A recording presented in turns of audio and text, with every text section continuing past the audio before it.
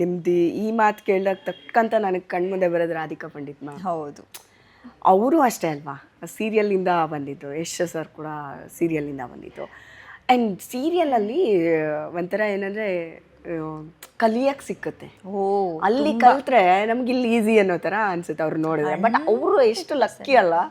And ನೀವು ಹಂಗೆ lucky ಆಗ್ಬಿಟ್ರಿ ಇವಾಗ. ತುಂಬಾ ನನಗೆ ರಾಧಿಕಾ ಮ್ಯಾಮ್ ಜೊತೆ ಯಶ್ ಸರ್ ಜೊತೆ ಕೆಲಸ ಮಾಡಿದವ್ರ ಜೊತೆ ನಾನು ಕೆಲಸ ಮಾಡಿರೋದು. ವಿದ್ಯಮ್ಮ ಇರ್ಬೋದು ಅಥವಾ ನಮ್ಮ ಸೀರಿಯಲಲ್ಲಿ ಏನೇನು ಆರ್ಟಿಸ್ಟ್ ಇದಾರಲ್ಲ ಅವರೆಲ್ಲ ಅವ್ರ ಜೊತೆ ಕೆಲಸ ಮಾಡಿದ್ರು.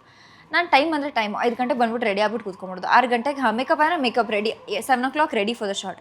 ನೀನು ನೋಡಿದ್ರೆ ನಮ್ಮ ರಾಧಿಕಾ ನೋಡ್ದಂಗೆ ಆಗುತ್ತೆ ಕಣೆ ಅನ್ನೋರು ಅವರು. ಎಷ್ಟು ಶಿ ವಾಸ್ ವೆರಿ ಪಂಕ್ಚುಯಲ್ ಅಂತೆ, she was very on time ಅಂತೆಲ್ಲ ಹೇಳೋರು. ತುಂಬ ಪ್ರೊಫೆಷ್ನಲು ಮತ್ತು ತುಂಬ ಕಾಂಪ್ಯಾಕ್ಟು, ತುಂಬ ಹಂಗೆ ಹೇಳೋರು. ನೀನು ನೋಡಿದ್ರೆ ಹಾಗೆ ಅನ್ಸುತ್ತೆ ಕಣೆ ಅಂತ ಅವರೆಲ್ಲ ನನಗೆ ಹೇಳೋರು. ನನಗೆ ಓ ಮ್ಯಾಮ್ ಥರ ಹೇಳ್ತಿದ್ದಾರೆ. ಅವ್ರು ಹಾಗೆ ಸಣ್ಣ ಈ ಥರ ತುಂಬ ಸಣ್ಣ ಒಂಥರ ವೆರಿ ಬಬ್ಲಿ, ಕೆಲ್ಸದ ಮೇಲೆ ತುಂಬಾ ಕಾನ್ಸಂಟ್ರೇಷನ್, ತುಂಬಾ ಇನ್ನೋಸೆಂಟ್ ಅನ್ನಿಸ್ತಾರೆ. ಎಷ್ಟೇ ಅಷ್ಟು ದೊಡ್ಡ ಸ್ಟಾರ್ ಆದ್ರೂ ಆ ಮುಗ್ಧತೆನ ಕಳ್ಕೊಂಡಿಲ್ಲ. ಇನ್ಯಾರಾದ್ರೂ ಆದ್ರೆ ಟಚ್ ಮಾಡೋಕ್ಕಾಗಲ್ಲ, ಮಾತಾಡ್ಸಕ್ಕಾಗಲ್ಲ. ಬಟ್ ಇವಾಗ್ಲೂ ಯಾರನ್ನೇ ಆಗ್ಲಿ ಅಷ್ಟು ಪ್ರೀತಿ ಮಾಡೋದು ತುಂಬಾ ರೇರ್ ಕ್ಯಾರೆಕ್ಟರ್ ಅದು. ಅವ್ರಿಗೆ ಅವ್ರು ಕಂಪೇರ್ ಮಾಡ್ತಿದ್ದಾರೆ ಅನ್ನೋ ಅದೊಂಥರ ಪ್ರೌಡ್ ನಮ್ಗೆ. ಅಂದ್ರೆ ನಾವು ಸೀರಿಯಲ್ ಮಾಡ್ಕೊಂಡು ಹಂಗೆ ಕಣೆ ನೀನು ತುಂಬಾ ಕರೆಕ್ಟ್ ಟೈಮ್. ಬಿಕಾಸ್ ನನಗೆ ಟೈಮ್ ಅನ್ನೋದು ನಂಗೆ ತುಂಬಾ ಮ್ಯಾಟರ್ ಆಗುತ್ತೆ. ಶೂಟಿಂಗ್ ಟೈಮಲ್ಲಿ 6 o'clock ಪಿಕಪ್ ಮಾಡಿದ್ರೆ 8 o'clock ನಾನು ವಿತ್ ಮೇಕಪ್ ರೆಡಿ ಇರಬೇಕು. ಆಲ್ಮೋಸ್ಟ್ ತಿಂಡಿ ತಿಂತಿರಲಿಲ್ಲ, ಏನೂ ಇಲ್ಲ, ರೆಡಿ ಆಗಿ ಹೋಗ್ಬಿಡುವೆ ಫಸ್ಟ್ ಶಾರ್ಟ್ಗೆ. I should not be questionable for me. ಏನಕ್ಕೆ ಬಂದಿಲ್ಲ, ಏನಕ್ಕೆ ನೀನು ಇದು ಮಾಡಿಲ್ಲ. ಬಿಕಾಸ್ ಸೀರಿಯಲಲ್ಲಿ ಡಿಸಿಪ್ಲಿನ್ ನೀವು ಹೇಳಿದ್ರಲ್ಲ ಅದೆಲ್ಲ ಕಲಿಸ್ಬಿಡುತ್ತೆ. ಡಿಸಿಪ್ಲಿನ್ ಕಲಿಸುತ್ತೆ, ಹಸಿವು ಬೆಲೆ ಗೊತ್ತಾಗುತ್ತೆ, ಎಲ್ಲ ಗೊತ್ತಾಗುತ್ತೆ ಅಲ್ಲಿ. ಈಗ ಉಪಾಧ್ಯಕ್ಷ ಟೈಮಲ್ಲಿ ರಾಧಿಕಾ ಮ್ಯಾಮ್ ಮನೆಗೆ ಹೋಗಿದ್ರಿ, ಆ ಮೂಮೆಂಟ್ನ ಶೇರ್ ಮಾಡ್ಬೋದಾ ನನ್ನ ಜೊತೆ? ಮೋಸ್ಟ್ಲಿ ಲೈಫಲ್ಲೇ ಅದನ್ನು ಇವತ್ತು ಮರೆಯೋಕ್ಕಾಗದೇ ಇರೋ ಮೂಮೆಂಟ್ ಅದು ನನಗೆ.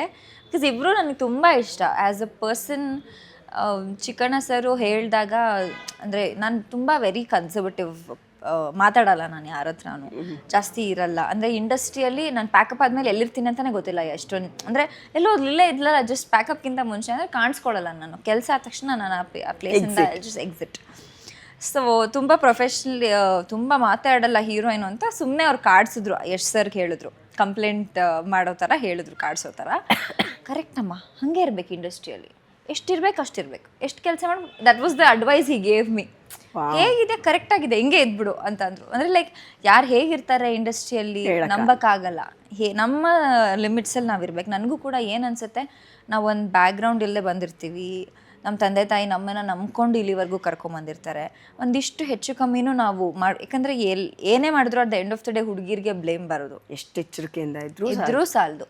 ಹಾಗಂತ ಹೆಂಗೆಂಗೋ ಆಡೋ ಥರ ಮಿಸ್ಬಿಹೇವ್ ಮಾಡಿಕೊಂಡು ಇರೋಕ್ಕಾಗಲ್ಲ. ಡಿಗ್ನಿಫೈಡ್ ಆಗಿರ್ಬೇಕು, ಒಂದು ಡಿಸಿಪ್ಲಿನಲ್ಲಿ ಇರಲೇಬೇಕು.